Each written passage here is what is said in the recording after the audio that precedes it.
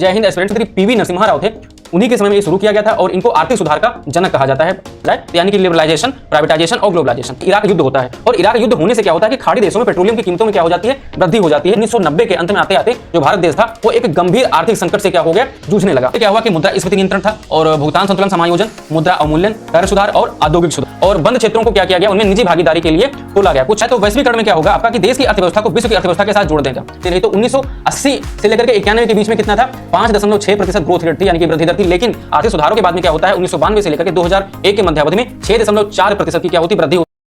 जय हिंद एस्पिरेंट, स्वागत है आपका एजू फॉर इंडिया के प्लेटफॉर्म पर। और आज की इस क्लास में हम पेट 2022 से संबंधित जो भारतीय अर्थव्यवस्था का सिलेबस है, इसके अंतर्गत आज हम देखेंगे कि वर्ष 1991 में आर्थिक सुधार तथा उसके बाद की अर्थव्यवस्था, और इसको डिटेल में जानेंगे और ये भी देखेंगे इसमें से क्वेश्चन क्या क्या बन सकते हैं, क्या क्या क्वेश्चन पूछे जाएंगे। और वर्ल्ड बैंक का, यानी कि आपका विश्व बैंक का, और जो आपका इंटरनेशनल मॉनेटरी फंड है, इसका भारतीय जो अर्थव्यवस्था थी और इसके सुधार थे, इसमें क्या क्या योगदान रहा और क्या क्या इन्होंने काम किया। तो चलिए देखते हैं सबसे पहले कि जो 1991 के आर्थिक सुधार रहे तो इनके बारे में क्वेश्चन कैसे बन सकता है और कहाँ कहाँ से क्वेश्चन पूछे जा सकते हैं। तो क्वेश्चन कैसे पूछा जाएगा, तो ये पूछा जाएगा कि ये सुधार क्यों आए और कब आए। फिर कैसे अगर क्वेश्चन बन सकता है तो इनको शुरू किसने किया या फिर कौन लेकर के आया, और ये शुरुआत कैसे हुई या कैसे लागू किए गए सुधार, कैसे सुधार थे। फिर क्वेश्चन बन सकता है कि इन सुधारों को लागू करने के उपरांत क्या लाभ मिला, भारतीय अर्थव्यवस्था में इनका क्या योगदान रहा, इनका कंट्रीब्यूशन क्या रहा। तो इस तरीके से यहाँ पर जानेंगे। तो सबसे पहले ये देखते हैं कि इनको शुरू किसने किया था। तो शुरू करने की बात करें तो जो प्रधानमंत्री पीवी नरसिम्हा राव थे, उन्हीं के समय में ये शुरू किया गया था और इनको आर्थिक सुधार का जनक कहा जाता है। और फिर उस समय वित्त मंत्री जो थे, यानी कि आपके फाइनेंस मिनिस्टर, वो मनमोहन सिंह थे, जिनको उदारीकरण का अग्रदूत कहा जाता है। और जो 1991 के आर्थिक सुधार थे, इनको सम्मिलित रूप से सिंह राव सुधार का नाम दिया जाता है। और ये कुछ और नहीं है, बस यह एक उपनाम है इस प्रक्रिया का, जिस शब्द को यहाँ पर आपके एग्जाम में पूछा जा सकता है, सिंह राव सुधार के नाम से। फिर आगे देखते हैं इसी क्रम में कि आपके जो 1991 के आर्थिक सुधार थे वो क्यों शुरू हुए, क्यों लाए गए। तो लाने का कारण ये था कि 1985 से कुछ प्रक्रियाएं शुरू हो गई थी भारतीय अर्थव्यवस्था में। तो अर्थव्यवस्था को कुछ नुकसान हो रहा था, क्या हो रहा था उसको देख रहे हैं यहाँ पर कि भारत में भुगतान संतुलन की समस्या उत्पन्न हो रही थी, शुरुआत हो गई थी भुगतान संतुलन की। अब यहाँ देखते हैं कि जो भुगतान संतुलन होता है वो क्या होता है। भुगतान संतुलन ये होता है कि कोई भी देश जो होता है वो क्या कर रहा है, वो बाहर से क्या कर रहा है, चीजें अंदर ज्यादा मंगा रहा है और एक्सपोर्ट क्या होता है, कम करता है। तो उसको जो होता है, देश को घाटा होने लगता है। तो वहां पर क्या होता है, जो वो घाटा होता है वो वहां पर भुगतान संतुलन जो होता है, मतलब ट्रेड डेफिसिट होने के बाद में जो प्रक्रिया होती है, तो जब घाटा होता है उसी को भुगतान संतुलन कहा जाता है। और इसी के कारण क्या हुआ कि आय और व्यय के बीच भारी असमानता उत्पन्न हो गई। यानी कि हम क्या कर रहे हैं, हमारी आय क्या हो रही थी, कम हो रही थी, जबकि हमारे खर्चे यानी कि व्यय बढ़ रहे थे। इसकी वजह से क्या हुआ, भुगतान संतुलन की समस्या आ रही थी। और सरकार द्वारा कुछ अधिक खर्च भी किया गया। वो कहाँ किया गया, देखते हैं कि सबसे पहले रक्षा उपकरणों पर खर्च किया गया, क्योंकि तब हमारा देश इतना विकसित नहीं था और रक्षा जो था क्षेत्र हमारा काफी ज्यादा पिछड़ा हुआ था। तो कुछ तो बजट रक्षा उपकरण पे खर्च किया गया और फिर कुछ सार्वजनिक योजनाएं लाई गई। सार्वजनिक योजनाओं में ये होता है कि जो सोशल वेलफेयर, यानी कि जो लोगों की भलाई के लिए कुछ योजनाएं लाई जाती हैं, चलती रहती हैं, इनका खर्च का बोझ जो है वो सरकार पर ही रहता है। और इसके अलावा और भी कई सारी योजनाएं या फिर और भी कार्यक्रमों, प्रोग्राम्स पे खर्च किया गया। तो इन कारणों की वजह से क्या हुआ, अंततः 1990 के अंत में आते आते जो भारत देश था वो एक गंभीर आर्थिक संकट से क्या हो गया, जूझने लगा। और सरकार की जो केंद्रीय बैंक थी, एक नया कर्ज देने से मना कर दिया। केंद्रीय बैंक यानी कि आपका जो आरबीआई था, उसने भारत सरकार को कर्ज देने से मना कर दिया गया। कहा कि तो हालत ज्यादा खराब है, कर्ज देने से कुछ होगा नहीं और भी हालत खराब होगी। तो इस क्या करते हैं, इसका कोई एक नया उपाय तलाशते हैं, नया तरीका खोजते हैं। तब क्या किया गया इसी परिप्रेक्ष्य में कि 1991 में क्या हुआ, आर्थिक संकट आया। तो आर्थिक संकट क्या, इसका भी थोड़ा रूप जान लेते हैं कि इसकी भूमिका से भी क्वेश्चन बन सकते हैं और आते भी हैं। तो इनको देखते हैं यहाँ पर थोड़ा डिटेल में। तो 1991 का आर्थिक संकट आया, जिसमें क्या हुआ कि ये जो आर्थिक संकट था ये बाहरी ऋण से संबंधित था, यानी कि जो बाहर का ऋण था वो बढ़ गया। इसके अंतर्गत और क्या हुआ कि जो सरकार जो था सरकार के विदेशों से पैसा लेकर उधार चुकाने में क्या थी, असमर्थ थी। अब वो भी हालत नहीं रह गई कि सरकार विदेशों से कर्जा ले सके और जो उधार बचा है, उधार है गवर्नमेंट ऑफ इंडिया का, वो उसको चुका सके। क्यों?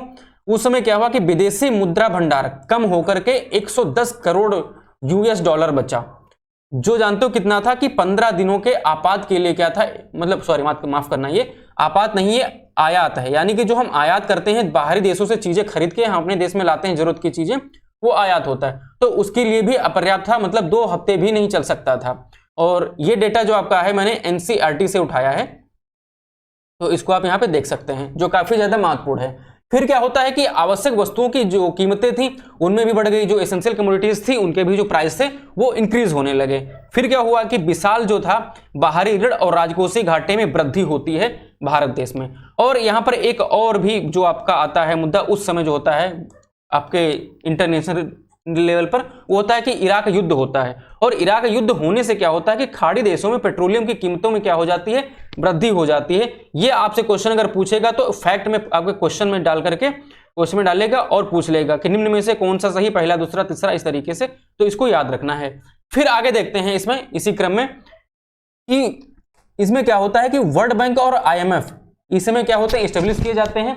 तो वर्ल्ड बैंक में कौन आता है, एक होती है IBRD और 5 अन्य सदस्य बैंक मतलब संस्थान होते हैं। इनको मिल करके विश्व बैंक का जो मतलब होता है निर्माण होता है, सामने आते हैं।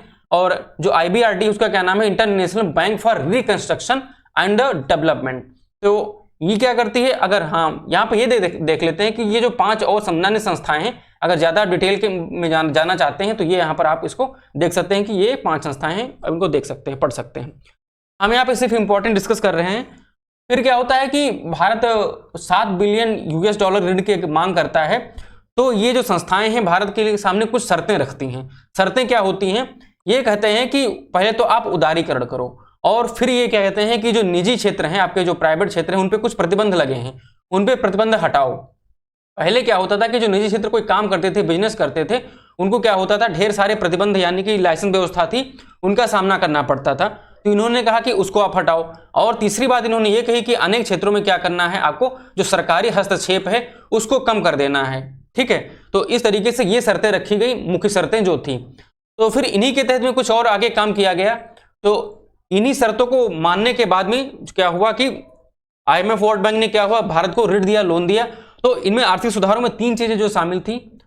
तो आर्थिक सुधार कैसे किया गया, अगर कैसे वाला अगर ऑप्शन आए तो इन्होंने क्या किया, पहले तो उन्होंने उदारीकरण किया, फिर निजीकरण किया जो था, और फिर वैश्वीकरण। यानी कि LPG जो रिफॉर्म्स आते हैं कहीं पूछा जाए तो यानी कि लिबरलाइजेशन, प्राइवेटाइजेशन और ग्लोबलाइजेशन। इसमें लिबरलाइज क्या किया गया कि जो हमारे जो कानून थे उनको क्या किया गया, थोड़ा उदार बनाया गया। थोड़ा क्या, जो बहुत टाइट कानून थे उनको क्या किया गया, उदार यानी कि लिबरल किया गया, और जिससे कि क्या हो सके, प्राइवेट सेक्टर जो है उनको बढ़ावा मिल सके। और PSUs जो हैं उनमें भी डिसइन्वेस्टमेंट किया गया।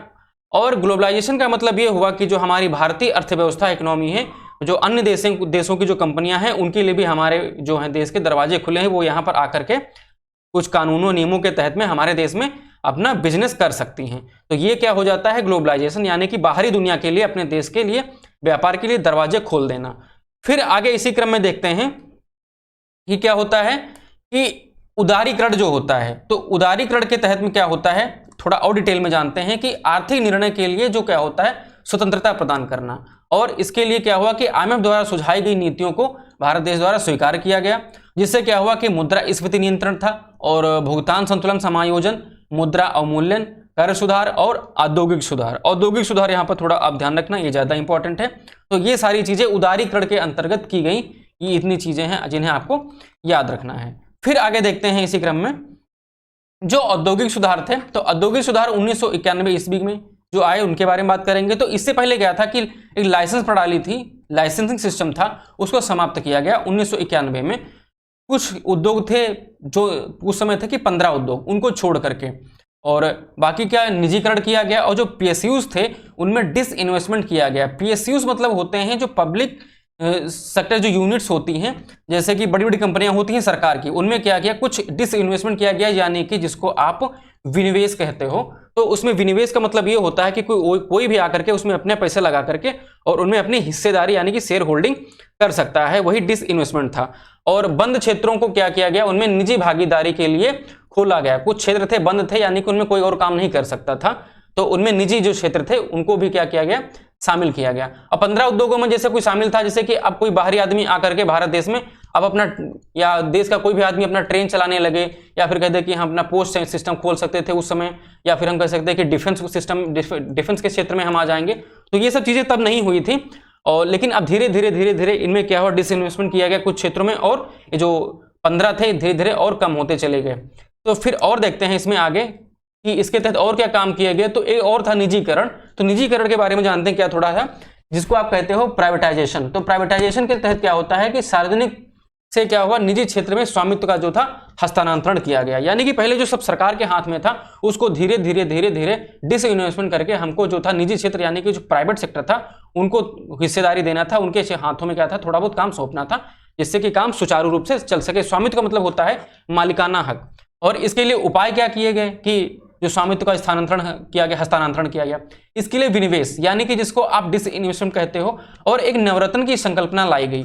आप पढ़ते होंगे कि मिनी रत्न कंपनियां होती हैं, मिनी रत्ना और फिर महारत्ना, फिर होती हैं नवरत्ना। तो इस तरीके से कॉन्सेप्ट लाए गए, जो बड़ी बड़ी कंपनियां थी, पीएसयूज थे उनमें। तो ये सब निजीकरण के जो मतलब था परिप्रेक्ष्य में। वैश्वीकरण क्या होता है, तो वैश्वीकरण में क्या होगा आपका कि देश की अर्थव्यवस्था को विश्व की अर्थव्यवस्था के साथ जोड़ देगा।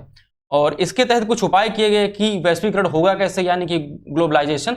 तो क्या हुआ कि व्यापार का मुक्त प्रवाह हो सके, उसका यानी कि व्यापार का मुक्त प्रवाह करना, और आयात शुल्क में कमी, यानी कि जब आयात शुल्क ज्यादा होगा तो हम क्या करेंगे कि हमारा आयात कम होगा। तो जब आयात शुल्क में कमी की गई, जिससे कि वैश्वीकरण को बढ़ावा मिले, और जो आयात लाइसेंसिंग थी उसका उन्मूलन किया गया, यानी कि उसको हटाया गया। फिर आगे देखते हैं इसमें कि जो आर्थिक सुधार के बाद की अर्थव्यवस्था क्या रही। तो आर्थिक सुधार करने के बाद में कुछ लाभ भी हुए। तो भारतीय जो अर्थव्यवस्था थी उसमें जो जीडीपी थी, यानी कि सकल घरेलू उत्पाद, उसमें वृद्धि दर कितनी रही, तो 1980 से लेकर के 91 के बीच में कितना था, 5.6% ग्रोथ रेट थी, यानी कि वृद्धि दर थी। लेकिन आर्थिक सुधारों के बाद में क्या होता है, 1992 से लेकर के 2001 के मध्यावधि में 6.4% की क्या होती, वृद्धि होती है। तो आप यहाँ पर कंपेयर करके देख सकते हो कि यहाँ पर वृद्धि हुई है आपके भारतीय अर्थव्यवस्था में, यानी कि जीडीपी में।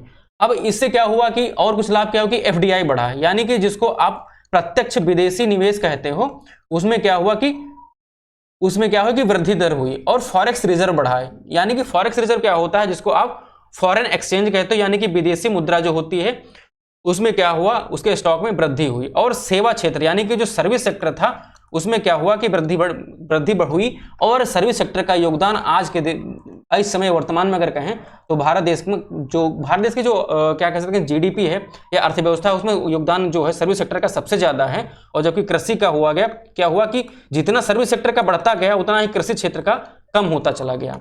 तो अभी आपने यहाँ तक जो चीजें थी यहाँ पर कवर कर ली हैं भारतीय अर्थव्यवस्था को लेकर के।